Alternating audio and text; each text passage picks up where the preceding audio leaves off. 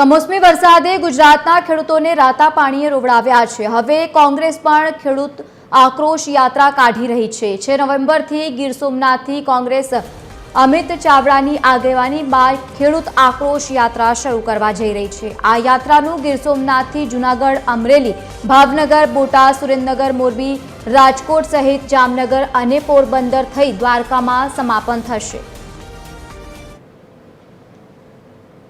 प्रधानमंत्री पाक वीमा योजना जे बंद थई અને આ યોજના બંધ થવાના કારણે ગુજરાતનો ખેડૂત માત્ર રામ ભરોસે અને સરકારની સહાય અને પેકેજો આધારિત થઈ ગયો છે। આ પાક વીમા યોજના જ્યારે ચાલુ હતી ત્યારે ખેડૂતોને એક પાક વીમો જે છે એ પોતાનો હક અધિકારનો પાક વીમો સરકાર ન આપે, ખાનગી કંપનીઓ ન આપે તો વીમા કંપનીઓ સામે હાઈકોર્ટમાં જઈને પણ પાક વીમો ખેડૂતો મેળવી શકતા હતા। પણ હવે માત્ર અને માત્ર સરકાર આધારિત, સરકારની સહાય આધારિત થઈ ગયા છે। ભાજપની સરકાર અને ગુજરાતના બધા મંત્રીઓ ને બધા એમ કહેતા હતા કે ખેડૂતની આવક બમણી થશે, જે આવક બમણી ને આવક અડધી થઈ છે અને એના કારણે ખેડૂતો અત્યારે દુઃખી છે।